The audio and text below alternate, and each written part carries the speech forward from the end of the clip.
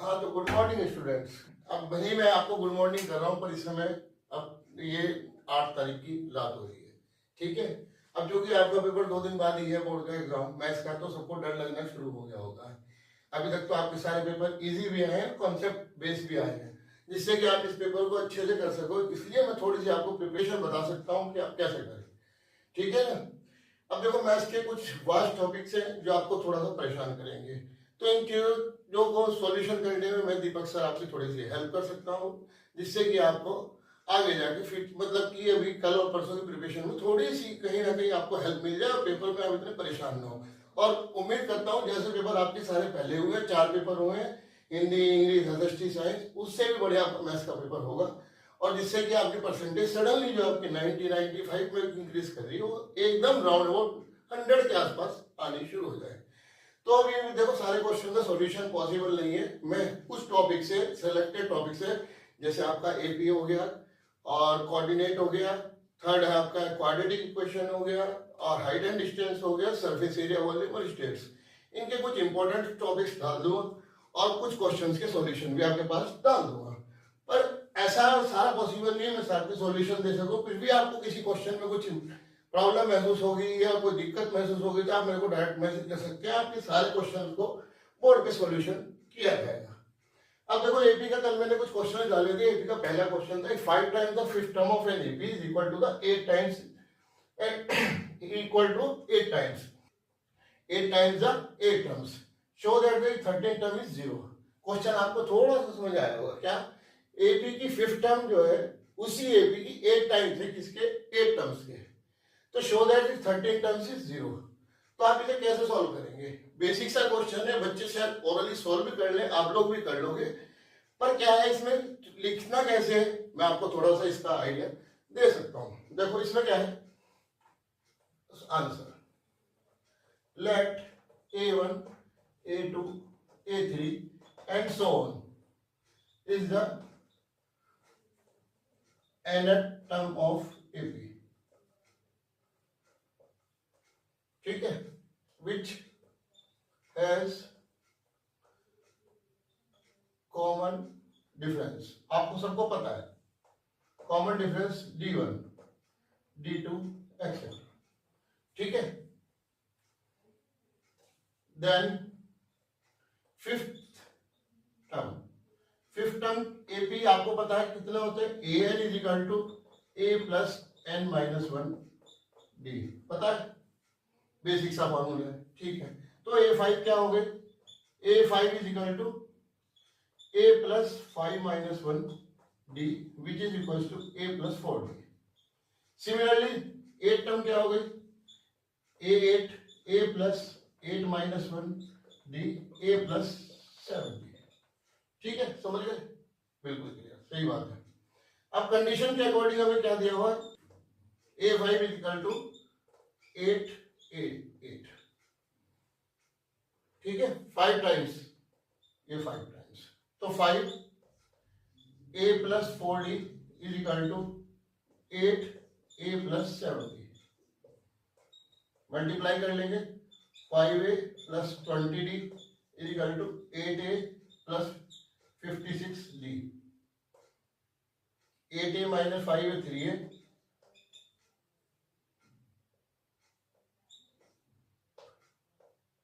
और ये हो गया 3 कॉमन ले लिया, a plus 12d is equal to 0, so a plus 12d is equal to 0। हमें क्या प्रूव करना था, 13 टर्म क्या है हमारी, 13 टर्म बिल्कुल बेसिक सी है। 13 टर्म आपको बताइए, a13 is equal to a plus 12d, so हमें प्रूव क्या करना था, a plus 12d is equal to 0, ये आ गया, ये आ गया, दोनों से, ठीक है, समझ में आया। तो हमारे पास क्या हो गया, so a plus 12d is equal to 0, 13 term हमारे पास 0 आ गई। बहुत बेसिक सा क्वेश्चन था, आपके 2 नंबर में ये आ सकता है और बहुत ज्यादा चांसेस है, लास्ट ईयर कई बार आ चुका है पिछले 3-4 सालों में, ठीक है, थैंक यू।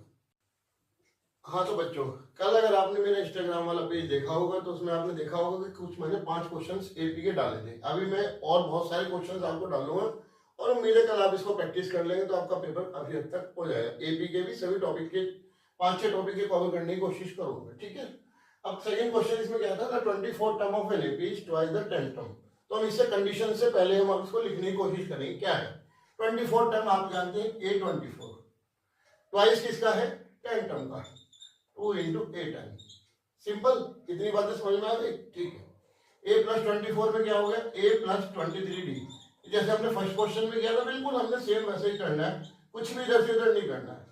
कुछ बच्चे सोच रहे होंगे बड़ा इजी है, पर वहां जब जाते हैं ना, जब हम पेपर खोल के बैठते हैं ना मैथ्स का, हमें एमसीक्यू करने के बाद पहले तो एमसीक्यू हमारा दिमाग खराब करेंगे, दिमाग खराब करने के बाद जब क्वेश्चन देखेंगे तो हम ये जल्दबाजी में ये नहीं समझ पाते कि कौन सी टर्म किसकी डबल है। कई बार बच्चे क्या करेंगे A24 को डबल कर देंगे, किससे 10 से कर देंगे। इसलिए हमें क्वेश्चन को बारीकी से पढ़ना है। आपने क्वेश्चन पढ़ा और आपसे ये क्वेश्चन प्रॉपर सॉल्व होगा। तो सिंपल सी बात है A plus 23D is equal to 2A plus 18D। इसको दोनों को इधर ले गए तो हमारे पास क्या आ गया 2A माइनस A आ गया, 23 माइनस 18 5D आ गया। तो A is equal to 5D हमारे पास आ गया। अब हम इसको इक्वेशन 1 पुट कर लेंगे, इक्वेशन 1।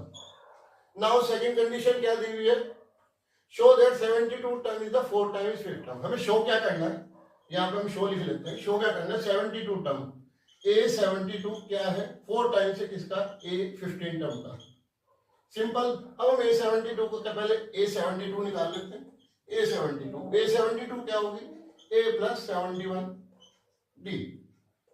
A की वैल्यू हमने रख दी यहाँ पे 5D प्लस 71D, इससे बाय इक्वेशन 1 ये हो गया हमारे पास 76D। तो A72 कितना आ गया 76D। अगर हम A15 फाइंड करें, A15 A प्लस 14D और A की वैल्यू वापिस से पुट कर देते हैं 5D plus 14D which is equal to 19D। बस ये आ गया हमारे पास क्वेश्चन बन गया। अब आप इन दोनों को ध्यान से देखोगे क्या कोई रिलेशन दिखाई दे रहा है 19 4 जा 76, 19 4 जा 76। तो हमारे पास क्या आ गया A72 is equal to 4 times of 19 term. इसको हम ऐसे भी लिख सकते हैं 4 टाइम्स ऑफ A90 A72। बस हमें ये प्रूव करना था, प्रूव बहुत सिंपल है, आपको सबको समझ में आ गया होगा, ठीक है। अब हम थर्ड क्वेश्चन देखते हैं। चलो भैया अब हम आते हैं क्वेश्चन नंबर 3 पे। क्वेश्चन नंबर 3 अगर आपको पेपर में मिलेगा तो पेपर में इसकी वेटेज कम से कम 3 नंबर की होगी और इसको आपको बड़े ध्यान से करना है। बड़े ध्यान से क्या करना है, क्वेश्चन क्या कहता है divide 56 into 4 parts in AP. हमें 56 को 4 पार्ट्स में डिवाइड करना है और वो कैसे डिवाइड करना है वो नंबर एपी में मिले। Second the ratio of the product of their extremes. Extremes मतलब अभी मैं बताता हूँ एक्सट्रीम और मीन्स क्या होता है। अगर आपने पहली क्लास में पढ़ा है अच्छी बात है, नहीं पढ़ा है तब भी आपको समझ में आ जाएगा। अगर आपको मैथ्स में कभी भी कोई भी प्रॉब्लम है तो दीपक सर है ना आपके पास, फिर क्या करना, ठीक है। तो हम कैसे करेंगे 4 पार्ट्स की एपी क्या होती है, 4 पार्ट्स एपी आपने पढ़ी होगी, 3 पार्ट्स वाली भी, 4 पार्ट्स वाली, 5 पार्ट्स वाली भी। इसमें फॉर्मूले आपके पास किए हुए हैं, आप इनको लर्न कर लेना। बेसिकली 4 पार्ट्स वाली एपी क्या होगी A minus 3D, A minus D, A plus D and A plus 3D, ठीक है। ये 4 पार्ट्स वाली एल्यूम है। तो इसमें इनको जो कॉर्नर वाले एलिमेंट्स होते हैं इनको बोलेंगे एक्सट्रीम्स, जो मिडिल वाले एलिमेंट्स हैं इनको बोलेंगे मीन्स। तो हमें फर्स्टली क्या कह रहा है, for such that the ratio of the their product of extreme is the 5:6 divide 56। तो इनका सबका सम कितना हो गया 56 हो गया सम। तो हम लिख लेंगे A minus 3D plus A minus D plus A plus D plus A plus 3D कितने किसके इक्वल है सब, ये 56 के इक्वल है। सिंपल, समझ में आया, ठीक है, बहुत अच्छी बात। A कितने हो गए 4। तो 4A इस माइनस 3D से ये प्लस 3D कैंसिल, इस माइनस D से ये प्लस D कैंसिल। तो 4 इज इक्वल टू 56। तो हमारे पास A की वैल्यू कितनी आ गई 56/4 विच इज इक्वल टू 13। यहाँ हमारे को A मिल गया। A मिल गया तो हम D निकालने की कोशिश करेंगे। जब A और D आ जाएंगे तो हमारे पास AP ऑटोमेटिकली आ जाएगी। सेकंड कंडीशन क्या कह रही है, such that the product of their extremes. अब एक्सट्रीम उठा लो, एक्सट्रीम क्या है हमारे पास, ये है एक्सट्रीम्स। ए माइनस 3d और ए प्लस 3d, ए माइनस 3d मल्टीप्लाई ए प्लस 3d, ठीक है। इनका रेशियो है तो दूसरे नंबर हम मीन्स वाले नीचे लिख लेंगे, A minus D and A plus D. आपने पहली क्लास में कुछ 8th में 9th में आइडेंटिटी पढ़ी होगी, ए प्लस डी और ए माइनस डी, याद है। और इनका रेशियो कितना गया, 5/6। ए माइनस डी और ए प्लस डी तो हम क्या लिख सकते हैं, a square minus b square, 3d का square upon a square minus d का स्क्वायर। ये शायद पढ़ा नहीं जा रहा होगा, मैं दोबारा लिख देता हूं उसको, 3d का स्क्वायर। ये आ गया 5/6, ठीक, क्लियर। अब ए की वैल्यू हम पुट कर देंगे यहां से, सॉरी बेटा सॉरी, समझ में आ गया, ये 14 था, ठीक है। गलती तो एकदम पिक कर दो आप लोग, ए स्क्वायर माइनस 3d का स्क्वायर, ये रख दिया हमने 14 का square, put a is equal to 14 minus 3d का स्क्वायर अपॉन 14 का स्क्वायर माइनस d का square which is equal to 5/6। 14 का स्क्वायर कितना होता है, 196।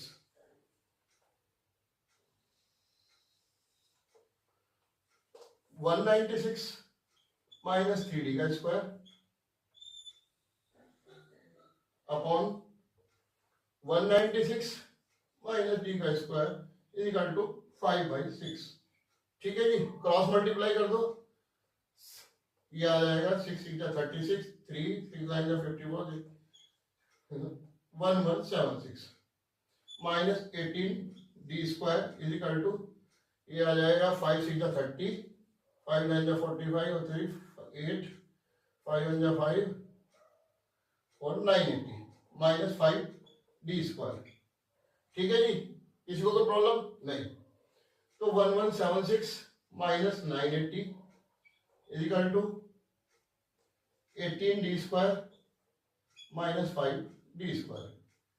1176 माइनस 980 कितना आ जाएगा, ये 176 196 is equal to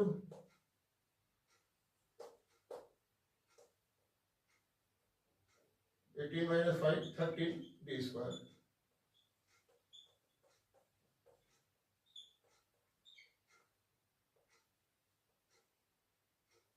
one 176 minus 980 54d square 6 5d square, ठीक है। 6 3 18d स्क्वायर, 3d ये 9d स्क्वायर हो जाएगा, sorry 9d square, 9 6 54d square,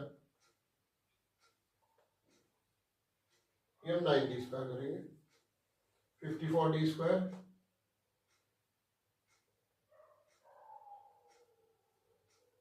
54d square minus 5d square,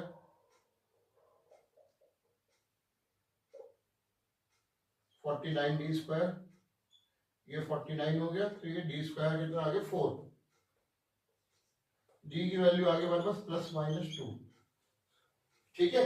अब ये +-2 आ गई तो हम इसको d हमारे पास आ गया +-2 और a की वैल्यू कितनी है हमारे पास 14, ठीक है। हमारे पास दोनों आ गए तो हम इसको a और d को पुट कर इसमें करेंगे, इस वाली वैल्यूज में पुट कर लेंगे और हमारे पास सीरीज आ जाएगी। 14 माइनस 2 3 6 8, 14 माइनस 2 12, 14 प्लस 2 16, 14 प्लस 3 2 6 20। ये हमारे पास रिक्वायर्ड ये पार्ट्स आ गए, चारों पार्ट्स हमारे पास इसके आ गए। अब इन दोनों चारों को ऐड करके देंगे 20 36 और 20 56। यही हमारी क्वेश्चन की डिमांड थी। तो अब हम आते हैं question number 4। Question number 4, in an AP the sum of first n term is 3n² + 5/2n, find is 25 term. ये क्वेश्चन दोनों पेपर चाहे एडवांस हो चाहे बेसिक हो चाहे स्टैंडर्ड हो, दोनों के लिए बहुत अच्छा क्वेश्चन है। क्यों अच्छा क्वेश्चन है, बच्चे जनरली इसमें कंफ्यूज होते हैं। कंफ्यूज क्या होंगे कि इसको हम कैसे सॉल्व करें। तो सॉल्यूशन करने के लिए सबसे पहले हमारे पास एक देखो ए एन अगर हमको निकालना है तो sum of Sn minus Sn minus 1, A N निकालने के लिए हम क्या करेंगे, sum of N term minus sum of उससे एक पहली टर्म को माइनस करेंगे, ठीक है। जैसे हमारे पास इसमें क्या दिया हुआ है, ऐसे the sum of first and term 3n² by 2 + 5/2n, simple. अब Sn-1 के लिए हमें इसमें क्या करना है, कुछ नहीं करना है, 3n की जगह जहां पे भी n है आप वहां पे n-1 पुट कर दो। कर दिया, बस ये कर दिया। इसको एलिमेंट उठा के इसमें रख दो। इसमें रख देने के बाद क्या होगा देखो, 3n² by 2 + 5/2n माइनस करेंगे 3n-1 का स्क्वायर बाई 2 + 5/2n-1। ठीक है, कर दिया। इसमें कोई प्रॉब्लम नहीं, होनी भी नहीं चाहिए। अब इसमें और इन दोनों को हमने 3/2 कॉमन ले लिया, ठीक, तो n² माइनस n-1 का स्क्वायर बचेगा। कहीं पे भी कोई भी प्रॉब्लम है तो बताओ। ये 3/2 n² है माइनस 3/2 n-1 का स्क्वायर है, इन दोनों को हमने एक साथ लिख लिया, ठीक। अब इन दोनों को हम एक साथ लिख लेंगे, प्लस 5/2 कॉमन ले लिया, n-1 सिंपल। बस इस तरह से करते ही आपका क्वेश्चन हो गया। इसमें फॉर्मूला लगा देंगे -b का होल स्क्वायर, क्या लगेगा, n² + 1 - 2n + 5/2 n - n+1। इससे ये कैंसिल हो गया, 3/2 ब्रैकेट ओपन करेंगे तो n² से n² कैंसिल हो जाएगा, और क्या बचेगा, 2n-1 + 5/2 1 कैंसिल, पुट n = 25। हमको गिवन है 25 टर्म निकालनी है, बस आ गया क्वेश्चन का आंसर। 3/2 2 × 25 - 1 + 5/2, ये आ गया 3/2 × 49 + 5/2। और सॉल्व कर लो इसको, यहाँ पे ये हो गया 49 3 जा 147/2, ठीक है, 147/2 + 5/2 152/2 विच इक्वल टू 76। ये हमारा रिक्वायर्ड आंसर है। देखो कितना टिपिकल सा लगने वाला क्वेश्चन बिल्कुल आराम से हो गया। बिल्कुल आराम से होने की वजह से क्या, आपके नंबर सिक्योर होते चले जाएंगे। आप विश्वास रखिए, क्वेश्चन साल दर साल हर बार बोर्ड में आते रहते हैं, और बिल्कुल भी देख के इनको परेशान मत होना, ठीक है। अगर आपको फिर भी कोई प्रॉब्लम लगे, मैं बैठा हूं ना, दीपक सर है ना आपके पास, ठीक है।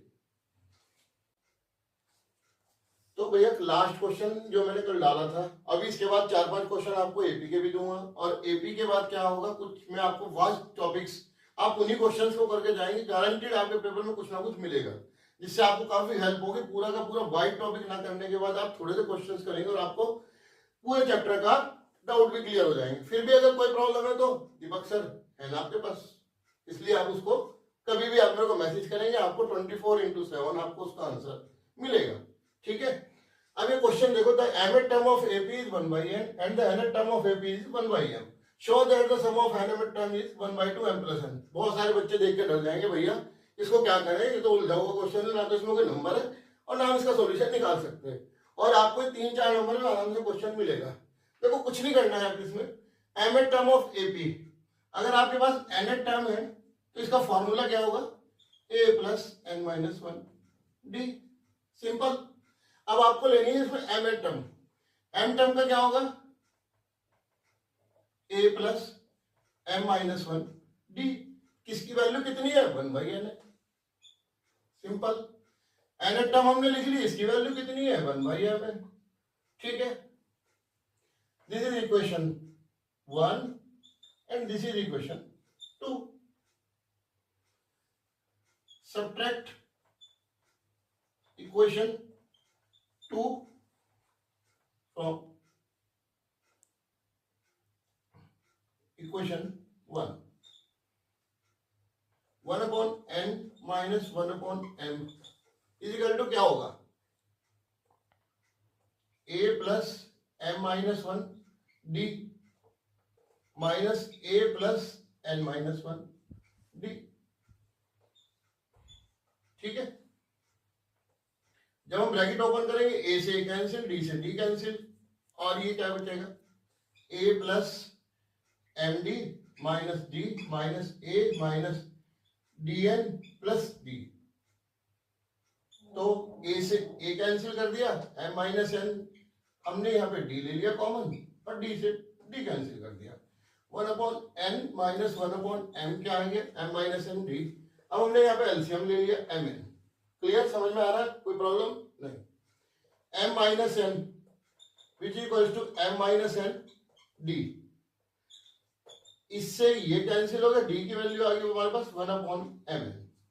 क्लियर, बहुत आसान है। अब इसके बाद हम इसका दूसरा, हम ए की वैल्यू निकालने की कोशिश करेंगे। ये डी की वैल्यू हमने निकाल ली, अब हम ए की वैल्यू निकालेंगे। हम जब ऐसे हमारे पास ए की वैल्यू निकल जाएगी, फिर हम एमएन टर्म में निकाल के उसका सॉल्यूशन निकाल देंगे। ए की वैल्यू के लिए हम इस वाली इक्वेशन को फर्स्ट इक्वेशन में पुट कर देते हैं। Put d is equal to 1/mn in equation 1, इसमें पुट कर दी तो a plus n minus 1 d है हमारे पास 1/mn is equal to 1/m। a is equal to क्या आ जाएगा 1/mn। a is equal to 1/mn आ गया, d की वैल्यू भी कितनी आ गई 1/mn आ गया। कोई प्रॉब्लम तो नहीं है, ये इसको सॉल्व करो पूरा, ये वैसे इजीली हो जाएगा, कोई दिक्कत नहीं है इसमें, खाली कैलकुलेशन करनी है। ए आ गया, डी आ गया, तो ये ए की वैल्यू हमारे पास आ गई 1/mn। और अब हमें mn टर्म फाइंड करनी है, जिसमें फॉर्म ऑफ nn टर्म का फॉर्मूला है n/2 2a plus n minus 1 d। अब जहां पे भी n है वहां पे हम mn पुट कर देंगे। वो a और d की वैल्यू, a की वैल्यू रख देंगे 1/mn और d की वैल्यू रख देंगे 1/mn। n/2 हमें कौन सी टर्म निकालनी है, mn टर्म निकालनी है। 2a plus mn minus 1 d, mn/2 2 into 1/mn plus mn minus 1 into 1/mn। तो ये आ गया हमारे पास 1/2 mn प्लस 1। ये हमारा रिक्वायर्ड सॉल्यूशन है। इसमें आप ये इससे ये कैंसिल हो जाएगा, इससे ये कैंसिल हो जाएगा, अंदर मल्टीप्लाई करेंगे तो ये 1/2 mn प्लस 1 बचेगा। सिंपल सा सॉल्यूशन है। क्वेश्चन देख के आपको बिल्कुल भी हाथ पैर फुलाने नहीं है, ना कुछ सोचना है, आराम से सॉल्व करेंगे, सारे क्वेश्चन आराम से बन जाएंगे। एपीए कितना बड़ा वास्ट टॉपिक है, जब आप बुक खोल के देखते हैं तो उसमें बहुत सारे क्वेश्चन देख के सिर चकरा के बंद कर देंगे, भैया इसको बंद कर दे दोबारा, अभी खोल लाएंगे, टाइम बहुत कंज्यूम करेगा। तो इसलिए आराम से क्वेश्चन करें, समझ के करें, जब समझ में आ जाए तो उसको एक बार रिपीट करके देख लें, जिससे कि आपको लगे कि मेरा क्वेश्चन आ गया। जहां ये सारे क्वेश्चन करेंगे, थोड़े से टॉपिक में क्वेश्चंस में भी और डाल दूं, और टॉपिक के भी क्वेश्चन डालूंगा, आप उनको प्रैक्टिस करना। बाकी किसी को कोई दिक्कत लगेगी तो दीपक सर आपके पास है ना 24 आवर्स। मेरे को आप लाइक करो, सब्सक्राइब करो, आगे बढ़ाओ, मैं आपको आगे बढ़ाता रहूंगा, कभी कोई प्रॉब्लम नहीं आएगी। ठीक है, थैंक यू।